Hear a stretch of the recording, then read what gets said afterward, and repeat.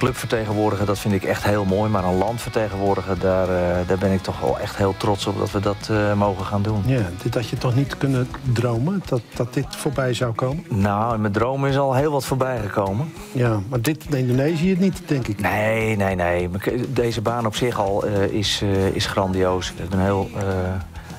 buiten Patrick, Danny Landzaat en nog een aantal jongens, ook uit Nederland en uit Indonesië. Lobbyklub lepas pemain timnas PSSI dan tim kepelatihan gerak cepat Alex Pastoor. Ada pendekatan berbeda.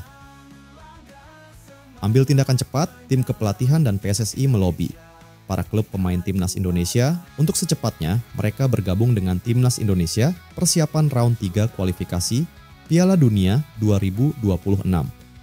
Tidak memiliki kesempatan untuk mengukur sejauh mana perkembangan skuad Garuda Indonesia, Ketum PSSI Erick Thohir mengadakan rapat dengan tim kepelatihan Kluivert. Jeda waktu yang singkat untuk timnas Indonesia bisa tampil maksimal di sisa pertandingan round 3 kualifikasi Piala Dunia 2026, asisten pelatih angkat bicara. Sekarang Anda harus melakukan persiapan tim dalam waktu yang jauh lebih singkat, ujarnya Alex Pastoor. Jadi Anda harus melakukan rencana pendekatan yang berbeda, sambungnya Alex Pastoor. Ucap pria 58 tahun tersebut. Saat ini timnas Indonesia tidak memiliki banyak waktu untuk menunggu para pemain inti bergabung dan PSSI berserta tim akan lakukan pendekatan khusus. Soal persiapan timnas Indonesia di kompetisi round 3 kualifikasi Piala Dunia 2026, Alex Pastoor angkat bicara mengenai rencana yang telah dirapatkan khusus. Sepertinya PSSI dan tim Patrick Kluivert akan melobi para klub-klub luar untuk bisa secepatnya melepas pemain timnas Indonesia. Hal ini guna merancang strategi skuad Garuda.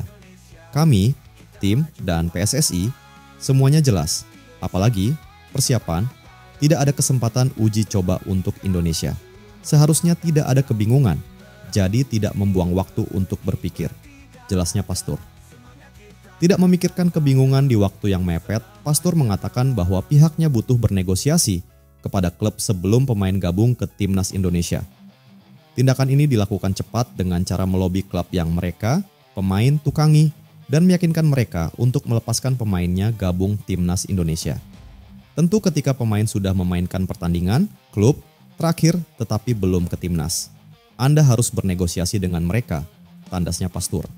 Karena dengan begitu, Pastoor menambahkan bahwa setidaknya mereka para pemain timnas Indonesia memiliki waktu yang dimiliki adalah 10 hari jelang laga krusial tersebut. Ada jangka waktu sekitar 9 hingga 10 hari di mana mereka pasti menjadi bagian dari tim nasionalnya. Dan selama 10 hari itu, banyak hal perlu terjadi, sambungnya Pastoor. Ia meyakini, di jangka waktu yang mepet bisa memaksimalkan potensi para pemain timnas Indonesia. Dan sang peracik taktikal Indonesia ini percaya akan banyak hal terjadi. Tentunya akan banyak hal yang terjadi di masa era kepelatihan trio Belanda ini. Karena tentunya gaya melatih mereka berbeda dengan gaya kepelatihan timnas Indonesia sebelumnya. Namun Anda tidak dapat melakukan apapun sampai mereka berada di pihak Anda, timnas. Tutupnya Pastoor. Dirinya juga mengatakan bahwa jika tidak mengambil tindakan, pendekatan seperti itu, maka pihaknya yaitu PSSI dan tim kepelatihan hanya akan menunggu pemain.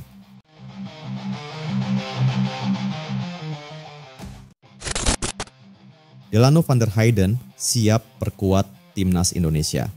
Aku sangat ingin bermain untuk timnas. Gelandang muda Feyenoord, Delano van der Heyden tengah menjadi perbincangan hangat di kalangan pecinta sepak bola Indonesia. Pemain berusia 20 tahun itu secara terbuka mengungkapkan keinginannya untuk membela timnas Indonesia.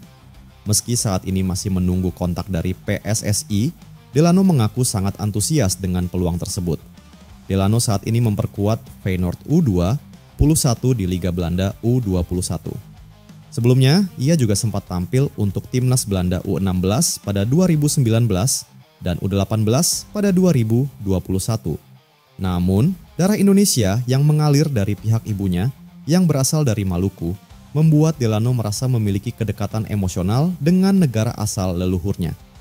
Ibuku, mamanya berasal dari Indonesia dan ibuku juga dari Indonesia. Tapi aku tidak tahu persis apa namanya kota, ungkap Delano dalam wawancara di kanal YouTube Yusa Nugraha. Ketika ditanya tentang kunjungannya ke Indonesia, Delano mengakui bahwa hingga saat ini ia belum pernah berkunjung.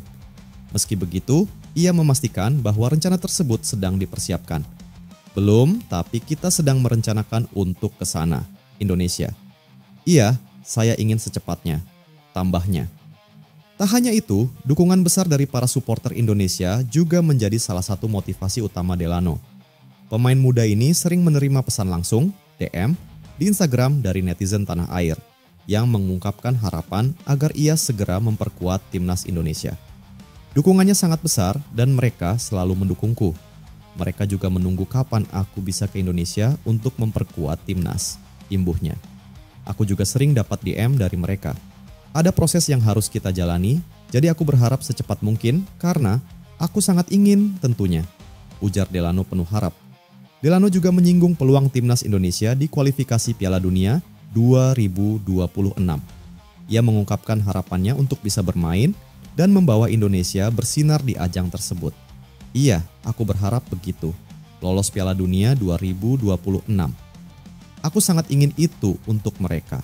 Kalau aku bisa bermain di timnas, tentunya itu hal yang sangat indah. Aku sangat ingin bermain untuk mereka, imbuhnya. Sebagai produk Akademi Feyenoord, Delano memiliki catatan karir yang cukup menjanjikan. Meskipun belum menembus tim utama Feyenoord, ia telah menunjukkan performa gemilang di level junior. Berdasarkan data dari Transfermarkt, Delano mencatatkan 23 gol dan 18 assist dalam 61 pertandingan untuk tim U18, U19, dan U21 Feyenoord.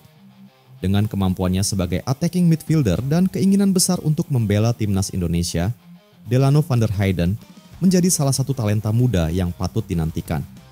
Perhatian publik tertuju pada langkah berikutnya dari PSSI untuk memulai proses naturalisasi Delano yang diharapkan dapat memperkuat timnas Indonesia di masa mendatang.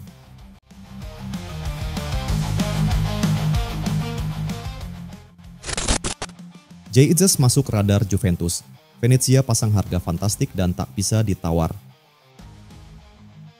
Bek tengah timnas Indonesia, Jay Itzes, dikabarkan masuk dalam daftar incaran klub raksasa Italia, Juventus. Kabar ini pertama kali disampaikan oleh jurnalis Italia, Antonello Angelini, yang mengklaim bahwa pihak Bianconeri telah melakukan kontak dengan Venezia terkait kemungkinan transfer pemain tersebut. Rumor ini mencuat seiring dengan upaya Juventus mencari tambahan amunisi di lini pertahanan mereka. Klub berjuluk Sinyonya Tua memang sedang berburu bek baru setelah gagal mendapatkan pemain incaran mereka di bursa transfer. Salah satu target utama Juventus sebelumnya adalah bek RC Lens, Kevin Danso. Namun, klub Prancis tersebut menolak tawaran yang diajukan oleh Juventus. Setelah gagal merekrut Danso, Juventus pun beralih mencari opsi lain di Liga Italia. Beberapa nama yang masuk radar mereka antara lain Thomas Christensen dari Udinese, Diego Coppola dari Hellas Verona, dan Jay Itzes dari Venezia. Antonello Angelini menyebutkan bahwa ada beberapa faktor yang membuat Juventus mempertimbangkan Jay Itzes sebagai kandidat bek tengah mereka. Selain performanya yang konsisten bersama Venezia, pemain kelahiran Mierlo, Belanda, ini juga memiliki pengalaman bermain di level tertinggi kompetisi Italia. Sebagai respon atas minat dari Juventus, Venezia langsung memasang harga untuk sang bek. Klub yang kini diperkuat Jay Itzes membanderolnya dengan harga 20 juta euro atau sekitar 337 miliar rupiah. Harga tersebut diklaim sudah final dan tidak bisa ditawar lagi. Jay Itzes sendiri sudah tidak asing dengan Juventus. Ia pernah bertanding melawan klub berjuluk Sinyonya Tua saat Venezia berhadapan dengan mereka di Allianz Stadium. Dalam laga tersebut, Itzes langsung dipercaya turun sebagai starter. Momen itu pun menjadi spesial bagi sang bek karena ia sukses mencetak gol pertamanya di Serie A Italia. Meski demikian, Venezia tidak mampu meraih kemenangan dalam laga tersebut. Tim yang bermarkas di Stadio Pierluigi Penzo itu harus puas dengan hasil imbang 2-2 melawan Juventus. Ketertarikan Juventus terhadap Jay Itzes tentu menjadi sorotan besar, terutama bagi para penggemar sepak bola Indonesia. Jika transfer ini terwujud, maka Jay Itzes akan menjadi pemain Indonesia yang bergabung dengan salah satu klub terbesar di Italia.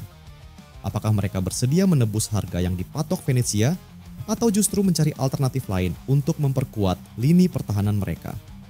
Biarkan waktu yang menjawab.